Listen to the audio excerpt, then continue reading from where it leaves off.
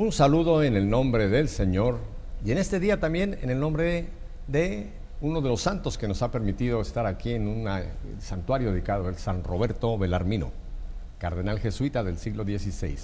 ¿Por qué digo esto? Porque esta iglesia está dedicada, él es el patrono de esta iglesia que nos ha hecho el favor de recibirnos para esta entrevista que va a ser muy bonita, ya que tengo aquí a un sacerdote que quiero ya presentar a ustedes, el padre Fernando Orejuela. Padre Fernando es miembro de la Congregación de la Inmaculada Concepción. Padre, gracias por haber sacado de su tiempo apretado este rato para compartir con todo nuestro auditorio de EWTN y Radio Católica Mundial. Bueno, yo estoy muy contento de estar con San Pepe Alonso, que esa es una gran noticia y creo que es una de las experiencias lindas. Claro que sí. Pepe, de verdad que es un gusto compartir con todos ustedes, llegar a tantos hogares y compartir eso, lo que somos, lo que Dios es en nosotros. Bueno, ya creo que por el acento han podido ubicar al Padre dentro de nuestra geografía americana.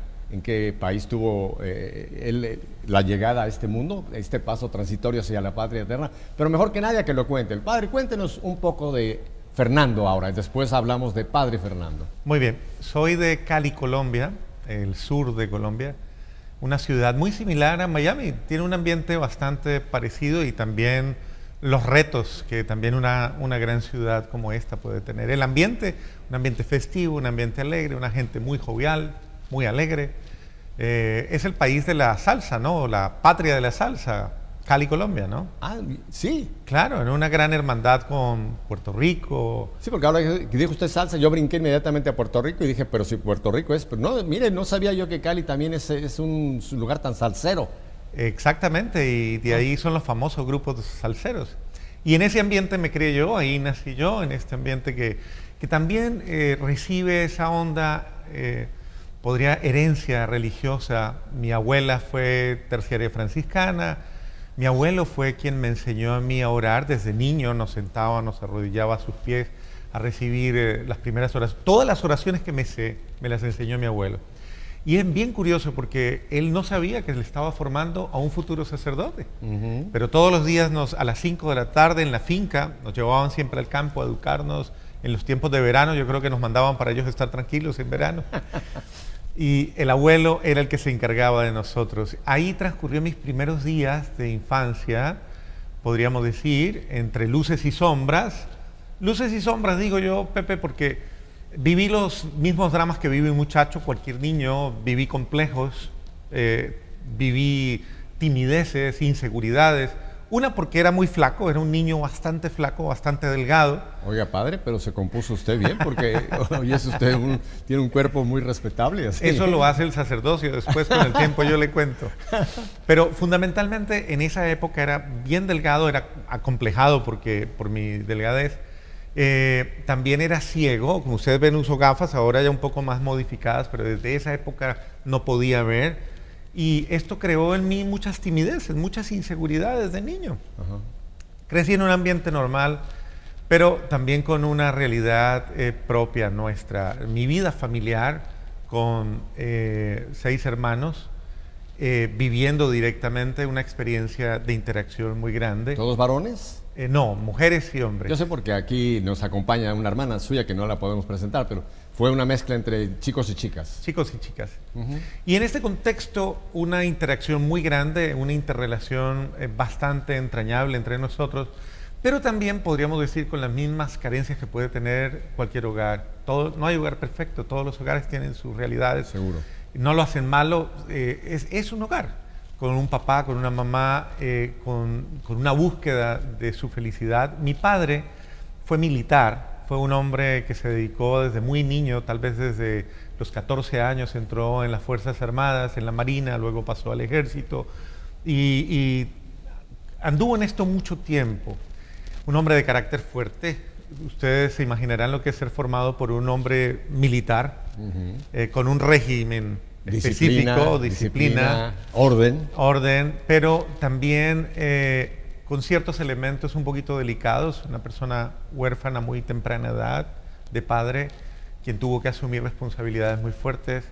Y pienso yo que todo esto fue gestando una personalidad fuerte que al final pudo haberme afectado a mí de una forma directa pudo haber afectado el ambiente, de pronto en ciertos momentos de agresividad, de violencia, ciertos momentos de licor en los que tomaba.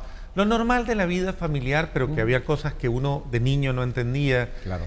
Momentos difíciles de la relación de pareja que tal vez yo no asimilé, y que estas cosas, aunque crearon un ambiente muy familiar, muy sólido en muchos aspectos, hubo muchas deficiencias, muchas carencias, muchos miedos, muchas inseguridades. Pero usted ha dicho una gran verdad, padre Fernando. Un hogar normal. No creo que existe el hogar perfecto. El hogar perfecto, que no me digan a mí, donde todo es color de rosa, donde todo es santidad. Bueno, hay la santidad, pero en otro sentido, pero me refiero, creo que esto, que en mi casa, nosotros fuimos 8 también, me relaciono mucho con usted, porque muchos elementos que usted menciona, mi padre también muy enérgico, etcétera, me identifico mucho y creo que ese es un hogar normal. Normal. Pero uno recepciona estas cosas de una manera, dependiendo de lo que tiene internamente, dependiendo de lo que va evolucionando. Y todos vamos buscando un lugar en la vida. Yo no sabía cuál era mi lugar en la vida. Sin embargo, muchas de estas situaciones yo no las supe asimilar, tal vez muy negativamente las procesé, y a la edad de 12, 13 años comencé a caer en la droga. Y era obvio, era un contexto real, inmediato, fuera de la casa, en el entorno, y esto de alguna manera fue una forma de gritarle al mundo tal vez dolor que llevaba dentro, tal vez un poco de rabia, de ira reprimida, tal vez por muchas cosas, ¿no?, que no procesaba yo. La violencia normal entre los hermanos, que un hermano mayor le pega al otro, tal vez, y esto lo hemos visto mucho, ¿no? Sí. Generalmente a veces los mayores se imponen hacia los menores. Yo fui el mayor de ese O sea grupo, que tú eras uno de esos que te imponías. Exacto. Exactamente. Te deben querer mucho tus hermanos, ¿no? Ahora, en aquel tiempo creo que también tenían un poco de no exactamente buenos sentimientos, pero es normal. Es normal. Pero en mí que era un poco menor, esto fue generando también momentos de ira, de rabia. Todas estas cosas hicieron que en un momento dado yo reventara, por decir de esa manera, y salí de la casa. O sea, estaba bloqueado por los miedos, estaba bloqueado por las timideces, y comencé a andar en caminos oscuros que creo que tampoco son ajenos a todas las familias nuestras. No hay casa nuestra en la que no haya una persona que haya desfogado todas sus realidades en la droga, en el alcohol, en una sexualidad desordenada, en agresividad, en violencia, o en depresión, o en tristeza. Y podríamos decir que esas simplemente son disculpas, realidades a las que llega nuestro límite de humano. Escapes. Como un hoyo express que necesita un momento desfogar, de escapar. Y así fue. Yo salté a esa realidad, me salí de las manos de mi familia, me volví violento, me volví agresivo con mi padre, con mis hermanos, con todo el mundo. Déjame hacer una pregunta que creo que es interesante para todo el mundo. ¿Usted buscó ese ambiente o ese ambiente lo buscó a usted? Las dos cosas. El ambiente estaba en la puerta de mi casa. Ese ambiente de la calle estaba en la puerta de mi casa. Pero yo tenía un ambiente interno, claro, que de alguna manera me estaba empujando. ¿Pero fue en la calle o en la escuela? Porque hoy día usted sabe que en nuestras escuelas, Dios mío, yo le doy, no me vayan a malentender, yo le doy gracias a Dios de que no tengo hoy día muchachitos que tengan que ir, sobre todo en este país, al sistema escolar, que es tremendamente peligroso. ¿Ocurría en Colombia también en esos tiempos? Pero ¿ya? en mi caso fue en la calle. En la calle. No fue en la escuela. Bien. Yo podría decir que yo fui de los primeros que en mi escuela di un paso desacertado en esa línea. Okay. Fue en la calle porque vivía diariamente esta realidad. Había grupos de jóvenes que consumían droga fuera de mi casa, en los parques de mi casa, en los alrededores de mi casa. Y que alguno de ellos me invita como a salir de esto. Yo lo vi como una salida. Y de ahí en adelante lo vi como un reto. Yo veía a los drogadictos y yo decía, todo el mundo los respeta, todo el mundo les tiene miedo. Y como yo tenía tantos miedos y complejos, yo decía, yo quiero que algún día me respeten, yo quiero ser alguien en la vida, no quiero ser un infeliz, no quiero ser un mediocre, yo quiero ser alguien. Y veía en ellos una figura de admiración.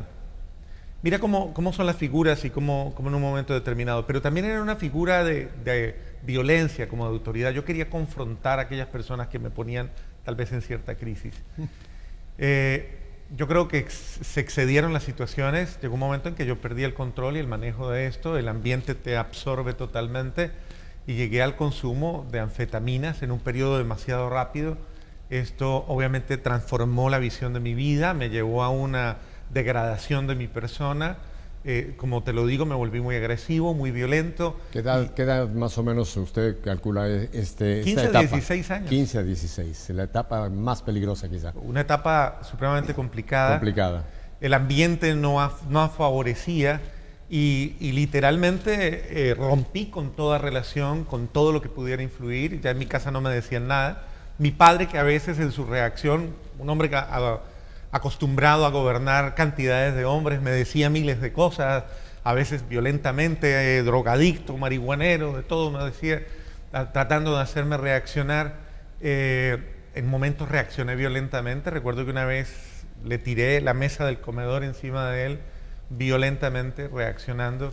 Pero yo nunca lo había sentido llorar por mí.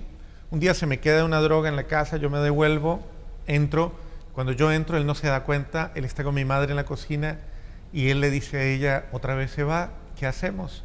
Y ella le dice, no sé.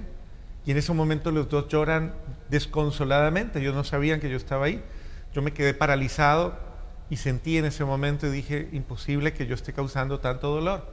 Ahora de víctima me volví en victimario. Y eso, créeme que me hizo estremecer, no me sacó, pero literalmente son como esas cosas que Dios permite con las que uno se choque para que se dé cuenta para que se toque su corazón. Y ese fue un momento especial.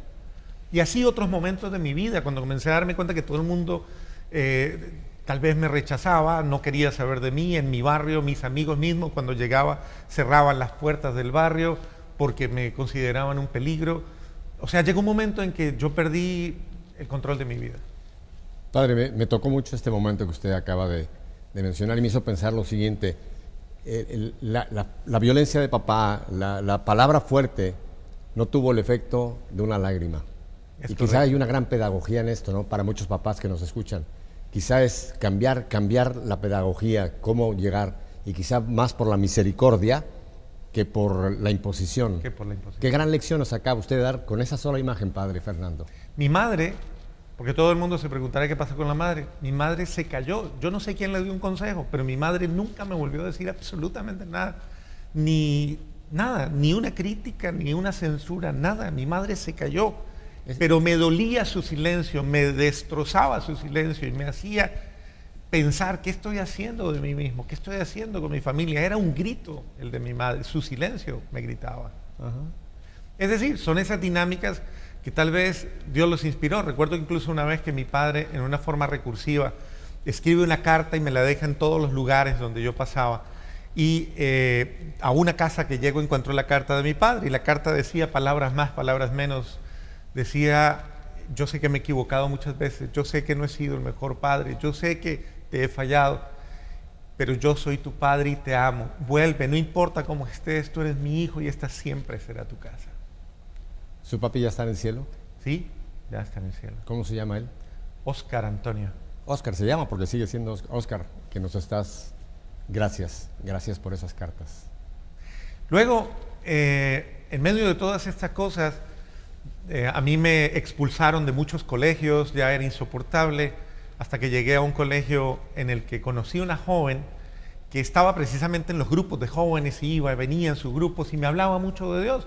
Yo había recibido la experiencia primera de las catequesis en la iglesia y todo esto, y eso estaba sembrado en mí, obviamente toda la tradición familiar y toda la tradición religiosa. Ya después, en mi época de rebeldía, yo no quería ver las iglesias y no quería saber de nada de eso, porque yo me burlaba de todos los que iban a las iglesias, decían son lambeladrillos, chupamedias de curas, decíamos así en esa expresión muy coloquial, y me burlaba de todos ellos.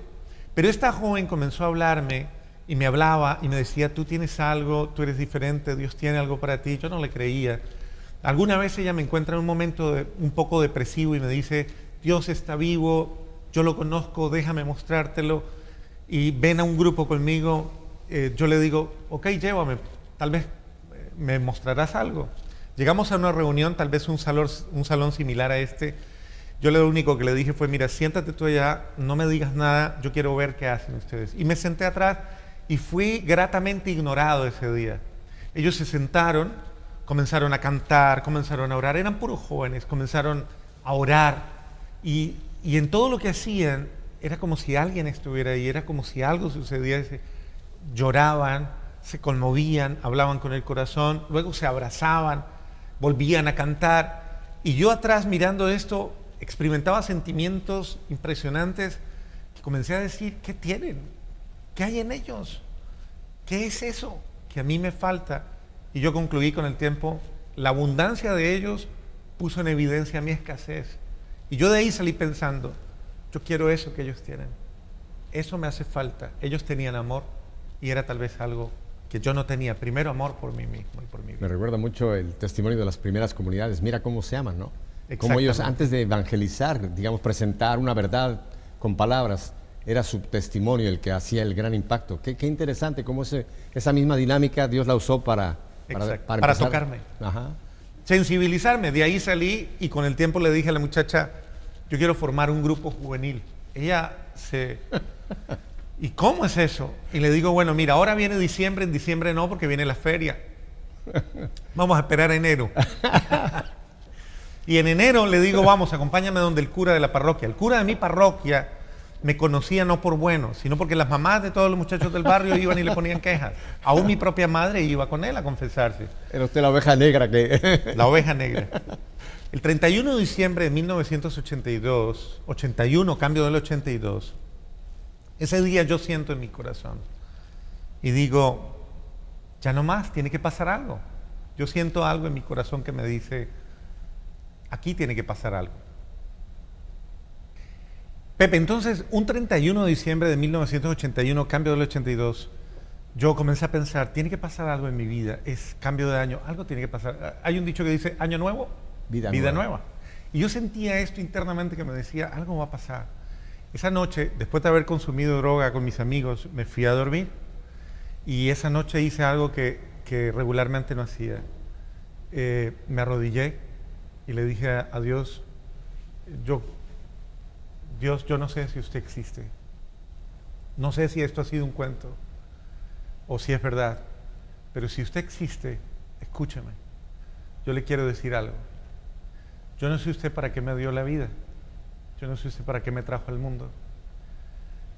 Pero yo ya estoy cansado de vivir. No quiero vivir más como estoy viviendo. Si usted pensó en algo, si a usted se le pasó algo por la mente, yo quiero ser lo que usted un día soñó que yo fuera. Yo quiero ser eso para lo cual usted me dio la vida, para lo que me creó. Y si yo no soy eso, yo no quiero vivir. ¿Qué edad tenía en ese momento, padre? 16, entraba a 17. Ajá, dando ya... Yo cumplo en marzo. Entonces ya iba a entrar a los 17. O sea, un joven todavía. Era un joven todavía haciendo esta transición entre la niñez, la pubertad, la juventud, etc. Ahí estaba. Pero qué oración más sincera, padre. Y qué reto. Sí. Decirle a él, yo no sé. Haga conmigo lo que usted ha querido. O quíteme la vida. Esas fueron mis últimas palabras. Y me fui a dormir. Al otro día le dije a mi papá, lléveme y póngame a hacer sus mandados, sus cosas, pero lléveme. Y le dije a la muchacha, quiero ir donde el sacerdote de la parroquia, acompáñeme. Fuimos donde el padre de la parroquia el día 5 de enero, o sea, llevaba 5 días. Voy donde el padre y le digo, padre, quiero formar un grupo juvenil. El padre voltea y me mira y me dice, ¿y usted ya dejó eso? Y le digo yo, padre, llevo 5 días. Pero yo sé que esto es lo único que me salva. O sea que a partir de esa noche usted no volvió a tocar la droga. Nunca más en mi vida.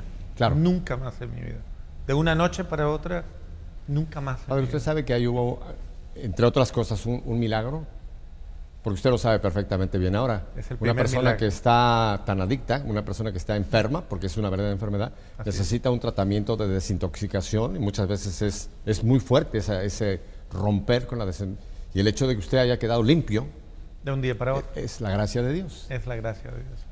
Es el milagro único, consciente de mi vida. Cuando yo le digo al padre esto, él reacciona, se queda pensando, tuvo que haber pensado muchas cosas. Yo te hago una pregunta, Pepe. ¿Tú creerías en un drogadicto de 5 días? Honestamente, no. Estoy de acuerdo, estoy usando la lógica humana, ¿no? Más sabiendo que usted era la oveja negra y me dice, vengo a formar un grupo. Mi primera pregunta sería un grupo de drogadictos o un grupo de salseros. ¿Qué grupo quieres? Yo te hubiera preguntado, ¿qué grupo quieres formar, no? Sí. Una banda no sé. No, padre, honestamente yo hubiera tenido mi seria duda. Y no solamente esto, estaba en juego tu reputación, Claro. estaba en juego, también hubieras puesto tus hijos con un drogadicto de 5 días. Ovejas, podía poner vez mis no. ovejas con un lobo, ¿no? Yo no sé el padre qué hizo, padre Javier Abadenao se llamaba, y el padre hace un momento de silencio, voltea y me mira y le dice a la muchacha, ¿usted le va a ayudar? Y ella dice, sí, padre. Y él voltea y me dice, ¿sabe qué? Hágalo, que yo lo apoyo.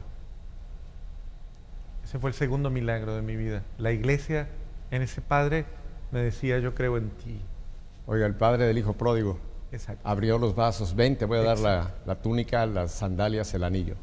Y ahí nació mi experiencia, y ahí empecé en los grupos de jóvenes, y fue un grupo de jóvenes que creció muchísimo, pero la gente reaccionó negativamente, era obvio, y todo el mundo se vino donde el padre y dijo, está loco, padre, ¿qué le pasa? Sí, la lógica. Y el padre dijo, bueno, pregúntenle a él. Entonces la gente dijeron, bueno, pues tráigalo. Entonces reunió a toda la gente en la iglesia estaba llena, absolutamente llena. O sea, los adultos, papás, mamás, abuelos, todo el mundo ahí. Toda la gente de la parroquia. Yo nunca había hablado frente a un público. Era la primera vez que hablaba y el padre me dijo, tienes que decirles qué te pasó, porque nadie cree. Yo fui, me paré en un atril de estos, en un ambón. Literalmente yo sentí lo que era el pánico escénico en esa oportunidad. Las piernas me bailaban del susto. Yo dije, pues bueno, bailen mientras yo hablo, porque ¿qué más hago? Miré a la gente, pero era relativamente fácil hablarles, porque la gente me conocía. Entonces les dije, bueno, ustedes saben quién soy, y ustedes ya me conocen. Y muchos de ustedes me odian, y creo que tienen la razón, muchos me desprecian, y muchos han querido lo peor conmigo. Era la época en que en mi ciudad hacían una labor de limpieza social, una cosa muy delicada, grupos sociales de limpieza, y mataban a todas las personas que consideraban desechos humanos, y aparecían los cadáveres al otro día. Limpieza, o sea, aniquilar lo que consideraban que era contrario o una amenaza a la sociedad. Seres humanos basura les llamaban. El descarte. Desechables, sí. Oh. Y yo les digo, muchos de ustedes desearon que a mí me limpiaran, que me barrieran, porque yo era un desecho humano. Pero cuando todos ustedes pensaban que yo no valía la pena, que yo no servía para nada, cuando todos creían que deberían borrarme del mundo, hubo alguien que creyó que yo todavía valía la pena y no tuvo asco de descender a mi basura y sacarme de él. Y ese fue Jesucristo, y aquí estoy. Padre, su primera predicación. Así fue. Su primera predicación. Mi primera predicación. Lo detengo aquí porque quisiera solamente volver un poco. Padre, ahora mismo nos están viendo muchísimos jóvenes, chicos y chicas. La pregunta que le quiero hacer, en estos años envuelto usted en la droga, todo este tipo de situaciones, ¿era usted feliz? ¿Qué era usted? ¿Cómo se sentía usted? ¿Consumía en ese momento? Me imagino que viene un high, pero ¿qué es esa vida del drogadicto, padre? Al contrario, la droga era una forma de apaciguar el dolor que llevas dentro, era una forma de callar el grito que llevas en tu interior, la tristeza, la incomodidad, la soledad, el no tener una familia feliz, el no tener una aceptación de ti mismo. Era infeliz, absolutamente infeliz. No sabía lo que era la felicidad. La miraba en algunas personas, pero no sabía, era todo artificial. Y realmente comencé a ser feliz, Pepe, en el momento en el que encontré a Dios en mi vida, en que me encontré cara a cara con el amor de Dios en mi vida, y me di cuenta que yo valía algo, que yo valía la pena, y que yo no era cualquiera, que al contrario, que yo era una bendición, y que yo era el que debía precisamente amarme y aceptarme, porque ya Dios me amaba y me aceptaba como yo era. No sé si mucha gente usa estos términos, padre, pero yo pienso que cuando empieza una adicción hay un trabajo demoníaco atrás de todo esto. Definitivamente. Es el maligno el que empieza a esclavizarnos y cada vez a poseernos.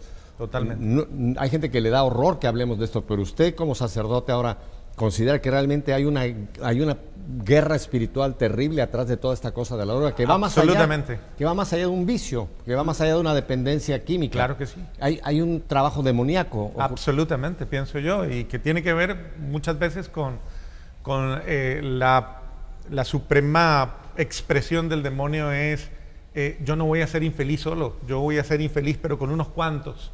Es decir, yo siempre he dicho, el demonio lo único que no es egoísta es en compartir su infierno. A él le encanta compartirlo con todo el mundo. Por eso la máxima de él es: vengan a mí todos los desgraciados, infelices, que yo los haré más infelices, ¿no? Y estoy seguro que él definitivamente quería la perdición de mi alma, de mi vida, y quería la destrucción de mi hogar. Él es el que divide la familia, él es el que hace no creer, el que te lleva a matarte, el que te lleva a la depresión, al desprecio de ti mismo, a la desesperación y a no ver esperanza alguna. Pero al contrario, yo me encontré fue con una visión maravillosa de un Jesucristo que, a pesar de mis miserias, mis pecados, mis debilidades, me amaba sobremanera y para el cual no significaba absolutamente nada aquello en lo que yo había caído, porque Él no me estaba mirando con una mirada condenatoria, sino con una mirada de salvación. Tú eres mi hijo amado y me importa más que tu pecado. Vamos a ir un momento a un breve mensaje, padre, pero creo que este punto que usted ahora ha vuelto a poner aquí es importantísimo. Creo que muchos padres y madres y tíos y abuelos o familiares o amigos que tengan personas que están envueltas en esta situación de drogadicción, que también se den cuenta de que hay una batalla espiritual, que no la vamos a ganar nosotros solos. Si queremos ganar esa batalla espiritual, Satanás es muy poderoso, pero la única contraofensiva, usted ya lo mencionó, es quien en esta cruz venció a Satanás. Amén. Es Cristo Jesús. O sea que para vencer esta maldad, solamente la misericordia de Dios es quien puede vencer. Vamos a ir en un momento a unos breves mensajes. Usted nos ha dado una perspectiva y lo hemos dejado ahora en su primera predicación. Me interesa que de aquí en adelante nos vaya ahora usted haciendo cómo cuajó entonces este llamado al cual usted retó al Señor que le dijera ¿por qué estoy aquí? Qué hermoso oír la vida de un sacerdote, ¿verdad? Y les digo esto porque muchas veces vemos a nuestros sacerdotes y pensamos que nacieron ya santos, que nacieron ya sacerdotes con la casulla. Todos tienen un camino de fe. Y creo que cuando conocemos su camino de fe, más los amamos, más los respetamos y más oramos para que Dios mantenga ese llamado que les ha hecho.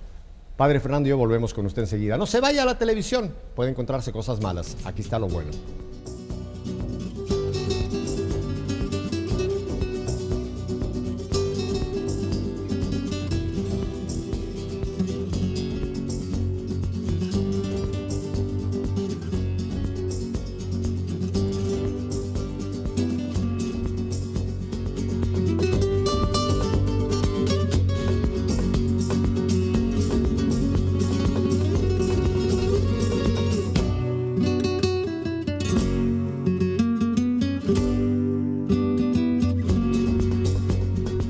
Padre Fernando, me viene a la mente uno de los textos de Pablo en Romanos, ¿verdad?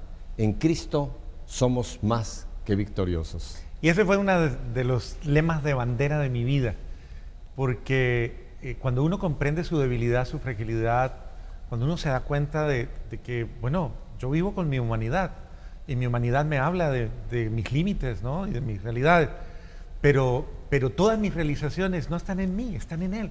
O sea, Él es el que me da la victoria. Así que yo decía mucho esto en todo ese proceso. Cuando más débil soy, más fuerte soy en Él. Y mi gracia te basta mi gracia te basta que mi fuerza se manifiesta en tu debilidad. Amén. Así fue.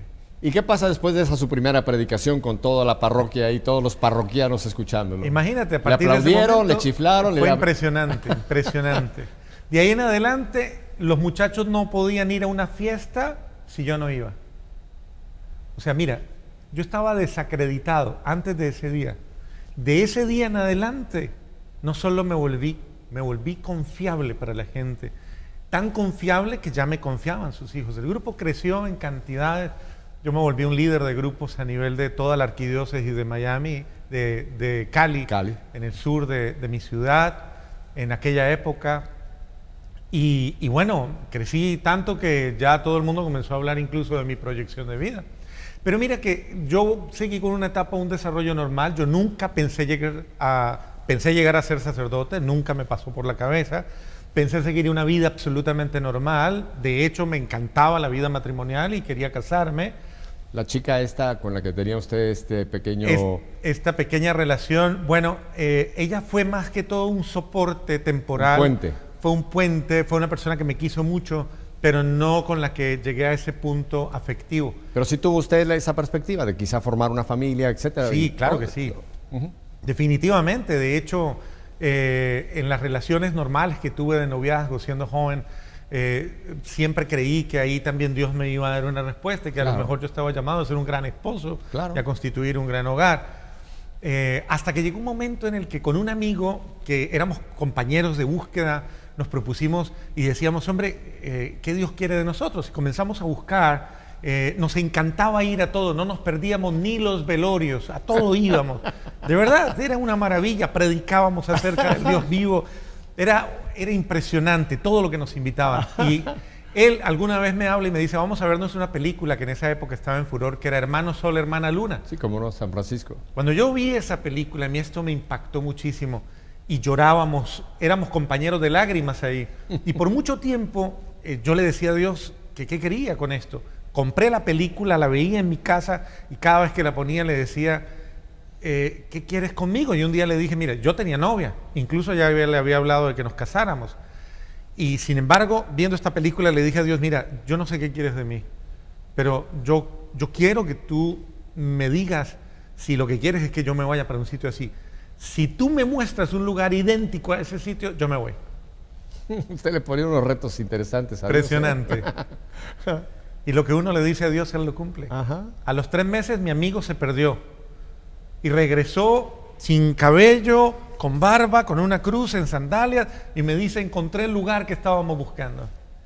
Se había encontrado con un sacerdote italiano, un poco loco, un hombre de estos que creía básicamente en el espíritu de renovación franciscana, y fundó una comunidad en Colombia y trajo una réplica del convento de San Damiano y la construyó en las montañas de Colombia, en Pasto. ¿No se llama por casualidad el padre Antonio?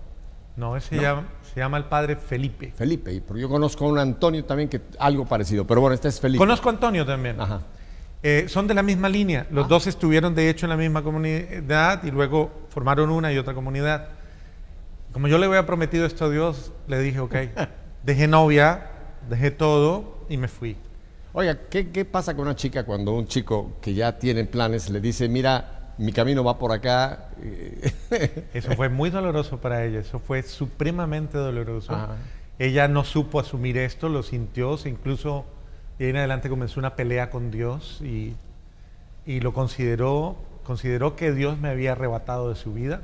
Claro. Hizo una lectura negativa. Ah.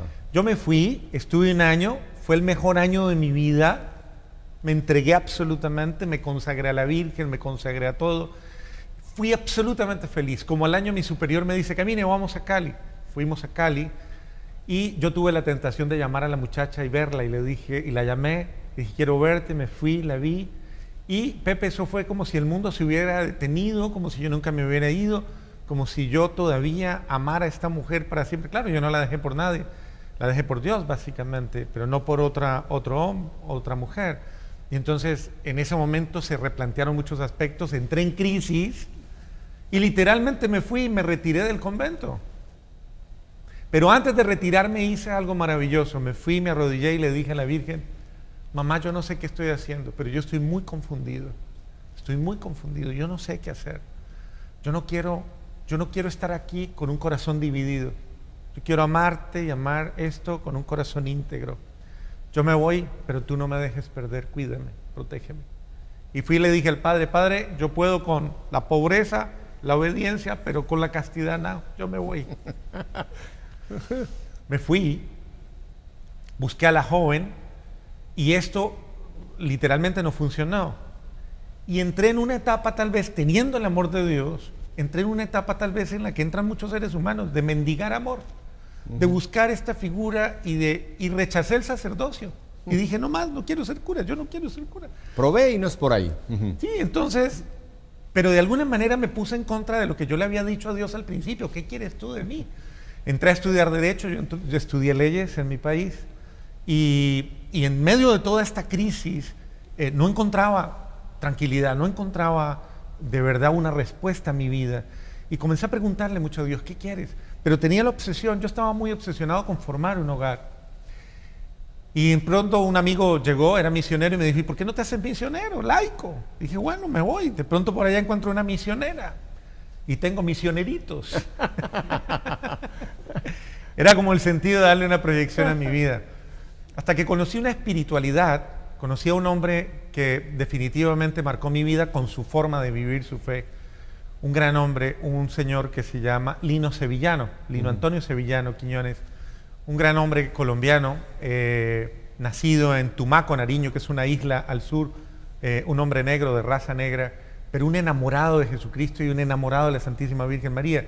Y él vivía una experiencia muy particular de Dios, que al conocer esa experiencia de Dios a mí comenzó a confrontarme mis posturas frente a la vida, podríamos decir, el contenido de la espiritualidad que él estaba viviendo, mariana, en la que proponía que debíamos imitar a la Santísima Virgen María en su forma de ser y en su forma de hacer, en su forma de responderle a Dios. Y esto comenzó a confrontarme de una manera impresionante, a replantearme mis hechos y a proponerme algo, a provocarme algo más, a decirme no te quedes mirando ni tu debilidad ni tu fragilidad, aspira más. Y esta espiritualidad comenzó a confrontarme de tal manera que yo decía, tiene que pasar algo, ¿qué hago? Yo no sabía qué hacer. Esta espiritualidad, cuando él la tenía y la promovía, era absolutamente laical. Ya cuando yo comencé a conocerla un poco más profundo, yo comencé a sentir una fuerza muy grande y comencé a llevar la espiritualidad a los grupos de jóvenes. Y comenzó a suscitarse un espíritu como de, fundemos, hagamos algo con esto. Y en un momento determinado, a mí me entró la locura, yo sentí que Dios me llamaba definitivamente a esto, y entonces, pero no sabía cómo resolverlo. Y llamé a mi amigo Lino y le dije, mira Lino, yo no sé qué hacer, ayúdame a orar, tú eres un hombre de fe, ¿por qué no voy a ir a tu casa, oras por mí? Y él me dijo, ven. Fui a su casa y créeme, a mí nunca me ha gustado que nadie me diga qué debo hacer yo en la vida, no me gusta esto, no me gusta cuando la gente viene y te dice, mira, Dios te manda a decir esto, esas cosas no me gustan. Siempre he creído que Dios me habla directamente, habla a mi corazón, pero en aquella oportunidad yo quería era que él orara por mí, un hombre de fe orara por mí.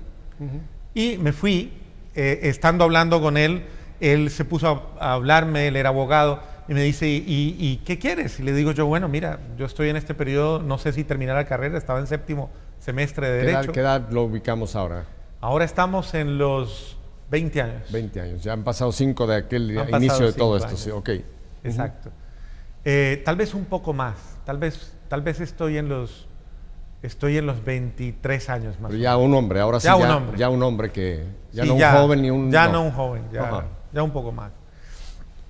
Y entonces en ese momento él me dice, mire, ¿por qué no eres abogado? Hace falta abogados santos en la iglesia, en el mundo. Tenemos que protagonizar y cambiar la historia con hombres rectos y dignos. Y en un momento se queda dormido, cuando él se despierta me dice, mira Fernando, tú no me viniste a buscar a mí, tú viniste a buscar a Jesús y yo no soy quien debo decirte nada. Yo te voy a prestar mi oratorio y tú hablas con él. Yo solo te voy a decir una cosa, él te va a responder hoy. Lino era un hombre de fe que retaba a Dios y él se comprometía con Dios. Dice, Dios te va a responder hoy. Cuando él te responda, me llamas. Y él se fue y me dejó en su oratorio. Y yo dije, ok, Señor, entonces aquí te voy a decir. Y le conté la historia de mi vida a Dios, como si te la he contado a ti. Pasé horas hablándole de mí y diciéndole, ahora no sé qué hacer. Dime qué quieres de mí.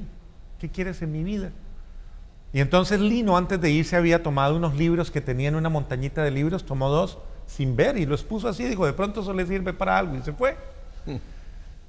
Yo le dije, mira, yo quiero que me hables, no te me vayas a aparecer porque me da un infarto, pero háblame, Dios, háblame, yo necesito resolver mi vida. Tomé uno de esos libros, lo bendije porque no creo en la casualidad, creo en la providencia, lo bendije y dije, lo único que hay aquí es esto, háblame a través de esto.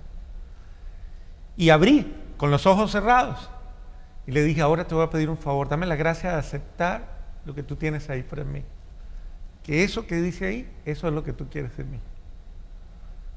Y cuando abrí los ojos, había un letrero en negrilla grande que decía, yo te he elegido sacerdote eterno según el rito de Melquisedec. Oh, Dios. Era una revistita del libro de los Hebreos. Ajá. Y ahí estaba la palabra directa para mí. Yo volteé y lo miré en las imágenes que tenía Lino ahí y le dije, la embarraste, Señor, te equivocaste. Yo no quiero ser cura, yo no quería ser cura. Y salí de ahí muy chocado. Lino vino, oró por mí, yo me fui en un bus, una guagua, la tomé y me fui a donde estaba hospedado. Y durante el viaje en el bus comencé a pelearle y a hablarle y a decirle, pero ¿por qué quieres que yo sea cura? Yo no siento ser cura. Y Dios comenzó a hablarme en el bus en mi corazón, a hablarme, fue un diálogo entre él y yo. Y comenzó a decirme, ¿no estás feliz? Y yo le dije, ¿pero de qué? Me dice, ¿no te alegra? Digo yo, ¿pero de qué me voy a alegrar? Y me dice, no, no te alegra, a pesar de tu miseria, de tu pecado, de tu debilidad, de tus torpezas. Y comenzó a pasar la película de mi vida en ese momento, en ese bus. Un día, en tus propias manos, y a través de tus propios labios, un pedazo de pan y un poco de vino se conviertan en mi cuerpo y en mi sangre, ¿no te hace feliz?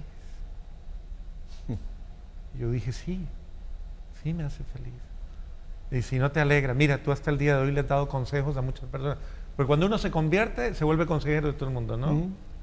Y si hasta el día de hoy le has dado consejos a muchas personas, pero no te alegra, no te hace feliz que un día, a pesar de tu miseria, de tu pecado, de tu debilidad, y siempre me lo decía, a pesar de todo lo que has sido, un día en tus propias palabras, a través de tus propias manos, ya no simplemente les des consejos, sino que en mi nombre les perdones los pecados y les queden perdonados para siempre.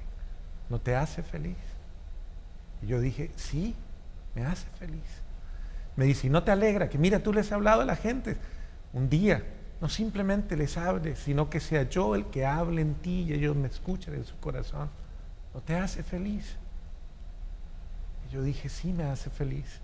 Y en ese momento, en ese bus, Pepe, dije, soy cura, yo soy cura. Soy cura, lo acepto, yo soy cura. Me saqué la cruz, uno se esconde la cruz muchas veces, ¿no? Sí, sí, sí. La tenía afuera, dentro y dije, soy cura, ¿será que la gente se da cuenta que soy cura? Soy cura. Fue un momento, y de ahí en adelante regresé a mi casa, dejé mi carrera. Mi mamá se dio cuenta un día antes, porque un amigo mío de la universidad la llamó y le dijo, Fernando no volvió a la universidad. Me sentó y me dijo, ¿qué pasa? ¿Qué te pasa, hijo? Y le dije, mamá, no puedo más. Dios me llama. ¿Para dónde te vas? Le dije, voy a una comunidad. Y me dijo, ¿y dónde está la comunidad? Y le dije, no ha nacido, mamá, pero va a nacer. Dios lo quiere, va a nacer. No había nada, no existía nada, Pepe. ¿Y dónde te vas? Yo me iba a vivir con un sacerdote que conocía la espiritualidad a la que pertenezco y que también soñaba con algún día tener una experiencia de esta naturaleza, y le dije, no, voy a Bogotá, pero van a hacer algo. Yo me fui y detrás de mí vinieron 7 más, y a partir de ese momento, esto fue 1990, 20 de noviembre de 1990 me voy a Bogotá, y el 12 de enero de 1991 vienen los 7 amigos y nace la comunidad de la Inmaculada Concepción a la que hoy día yo pertenezco. Padre, no tengo comentarios, simplemente es fascinante ver a Dios trabajar en la vida de un hombre, ¿no? Y ese amor, esa misericordia de Dios, irlo guiando momento a momento y hablarle tan claro, con tanto amor. Pero la apertura suya es lo que nos está edificando mucho, Padre, ese buscar, ¿no? ¿Qué quieres de mí? Dime, háblame. Y el Señor nos va llevando a donde Él nos Siempre, quiere. Dios responde. Y un detalle lindo que no Entonces, quiero dejar. usted es fundador. Soy uno de los fundadores. Sí. Tenemos aquí en Nuestra Fe en Vivo un fundador. No siempre tengo este privilegio de tener un fundador, alguien que ha captado. Le digo esto porque nosotros, Madre Angélica, inició esta obra, una fundadora de esta obra. Y yo admiro a los fundadores que tienen ese valor de lanzarse a algo que no existía, que Dios lo va a hacer. Bajarse de la barca y empezar a caminar en el agua. Y quiero contarte un detalle porque no lo quiero dejar pasar. Cuando yo le digo a mi mamá, me voy, ella me dice, ¿por qué no te quedas aquí? ¿Por qué no entras al clero diocesano? ¿Por qué no como todos los padres? ¿Por qué te vas a una locura? Y le digo, mamá, porque no sé, pero si tú lo quieres por amor a ti, yo me quedo. Ella se va y pasó toda la tarde muy silenciosa, y en la tarde regresa y me dice, mi amor, vete, no importa dónde vayas, a mí lo que me importa es que tú seas feliz, no importa que estés lejos, pero que seas feliz. Ese es el amor de una madre. De una madre. La gente, y quiero en esto también importante resaltarlo, la gente se pregunta, ¿no? Cuando desiste en la oración por su hijo. Yo le decía a mi mamá, mamá, ¿qué hacías tú cuando yo estaba en la droga? Y ella me decía, mi amor, yo solamente entraba, me arrodillaba frente a tu cama, tomaba las cobijas tuyas y le decía a Dios, Señor, no es mi hijo, es tu hijo. Tú lo amaste primero que yo, tú me lo diste, es tuyo, yo te lo entrego. No lo dejes perder. Y le digo yo a mi madre, mamita, rezaste tanto por mí que hasta me volviste cura. Santa Mónica, Agustín. Son las plegarias de una madre. Ahora que nos ha puesto ya en este punto, padre, me interesa mucho ahora usted como fundador. Toda comunidad, todo grupo, especialmente una comunidad, nace con una visión, un carisma. ¿Cuál fue el carisma fundacional? O sea, se reúnen estos hombres y ¿qué es la proyección? ¿A dónde va? ¿Qué es lo que Dios les inspira? Bien, yo quisiera responderte esto no sin antes cerrar un aspecto muy importante en mi vida, el sacerdocio. Cuando yo me iba a ordenar sacerdote, todos cuando recibimos un sacramento tenemos un padrino. Claro. ¿Recuerdas el sacerdote que me aceptó cuando era adicto a las drogas para formar un grupo de jóvenes? Sí, aquel que tuvo el valor de decirle, dale. Yo le dije, Javier, nadie más que tú se merece estar como mi padrino el día de mi ordenación. Al mismo de allí, de los 17 años, lo trae usted ahora acá. Y le digo, vas a estar en la ordenación. Faltando 2 meses para la ordenación, una moto lo atropelló y lo mató. Yo me fui muy estremecido donde mi obispo y le dije, Monseñor, ha pasado esto con Javier. Monseñor Alfonso Cabezas Aristizábal, obispo vicentino, que estuvo en Colombia, un santo. Y él me responde muy sabiamente, qué curioso, Fernando. Ha muerto un sacerdote para que nazca un sacerdote. Javier va a estar ahí el día de tu ordenación, dándote la vida. Y así fue. En la vida siempre hay alguien que da la vida por ti, Pepe. Siempre hay alguien que da la vida por ti. Ahora viene el carisma, que tú me preguntas. El carisma fundamental es el amor, es el carisma de la iglesia. El carisma fundamental es Jesucristo, nuestro Señor. Jesucristo es Dios, Dios es amor. Pero de una manera específica en nuestra comunidad esto se proyecta en aceptar, vivir y proclamar el señorío de Jesucristo en la iglesia y en el mundo. Es decir, aceptarlo en nuestra vida, aceptarlo, vivirlo y proclamarlo. Jesús es mi Señor y Jesús es mi Dios. A través de la imitación de la Santísima Virgen María, quien lo recibió, lo vivió y lo dio al mundo. Esa es la dimensión carismática. ¿Y esta comunidad nace en Bogotá? Nace a las afueras de Bogotá, en un pueblito que se llama Puente de Piedra, en la diócesis de Facatativá, a la sombra de Monseñor Romero. Monseñor Gabriel Romero. Yo voy donde él, a los poquitos días de haber llegado allá, el padre párroco me dice, ve donde el obispo y cuéntale la locura, a ver el obispo qué dice. Voy donde el obispo y le cuento. Y el obispo se queda mirándome y me dice, ¿y cuántos más vienen? Y yo le dije, vienen más como yo, loquitos como yo. Y el obispo voltea y me dice, háganlo que yo los apoyo. Y nació la comunidad a la sombra de este obispo. Fuimos a estudiar a una universidad, la Universidad San Buenaventura de los franciscanos, durante 3 años. A los 3 años el obispo iba a fundar su seminario de teología y él nos dice, vengan, a todos los recibo, todos están calificados para el seminario, entran a teología, vengan, pero tienen que deshacer su comunidad. Esto fue un momento muy crítico, le dijimos, Monseñor, no queremos perder, esta es una gracia de Dios, no es una obra nuestra, Dios nos lo ha regalado. Y él dijo, no, pero yo quiero fundar mi seminario y no quiero 2 seminarios. Entonces siéntanse libres de buscar obispo. Y así salimos de esta diócesis y fuimos a la diócesis de Villavicencio, en Colombia, con este obispo, Monseñor Alfonso Cabezas, y Monseñor Gregorio Garavito, un obispo postconciliar que todavía está vivo, que es un gran santo. Y estos 2 santos obispos nos reciben y nos dicen, nosotros los necesitamos para una gran misión. Y llegamos a hacer misión a esta diócesis misionera que abre las puertas de los llanos orientales de Colombia. Una experiencia impresionante. Y ahí se consolida nuestra comunidad, de ahí crece, ahí se proyecta, ahí crecimos varios años. Luego lo cambian al obispo, viene Monseñor Octavio Ruiz Arenas, después hoy día él está en la Comisión para la Evangelización, al lado de Monseñor Fisichella. Él hoy día es el segundo, pues, para la evangelización en el mundo. Tuve la fortuna de conocerlo personalmente a Monseñor y de poderle hacer una breve entrevista aquí en Corpus Christi, ahora que hace unos meses pasó por aquí, así que gran hombre de Dios y con qué responsabilidad. Él ordena a la mayoría de nuestros sacerdotes. Yo soy el primer sacerdote ordenado de mi comunidad. Hoy día somos 30 sacerdotes y después del periodo de él hay una apertura de nuestra comunidad y vamos a diferentes países.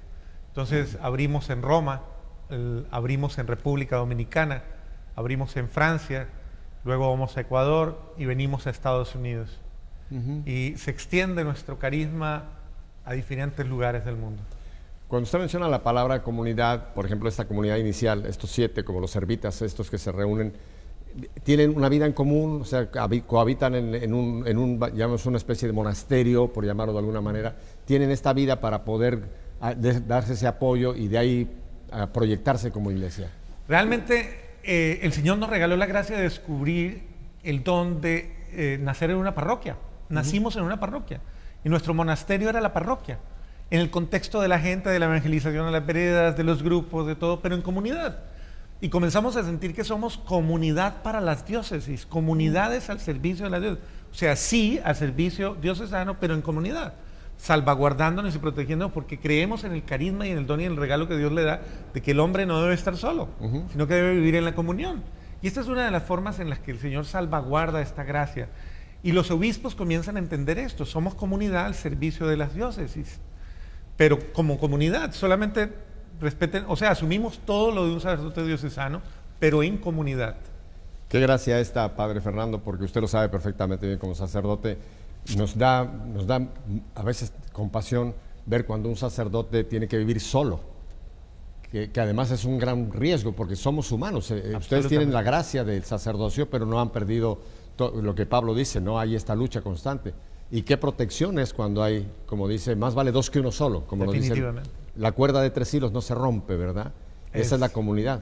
Hay que orar mucho por nuestros sacerdotes que por razones quizá completamente fuera de su control tienen que vivir esa vida solos. Hay que orar mucho por ellos, pidiendo la protección. Y yo creo que en el tiempo, Pepe, y ojalá llegue un papa, ojalá sea no sé, que proponga algún día que nunca vuelvan a existir sacerdotes solos, sino que toda la experiencia evangélica es comunitaria.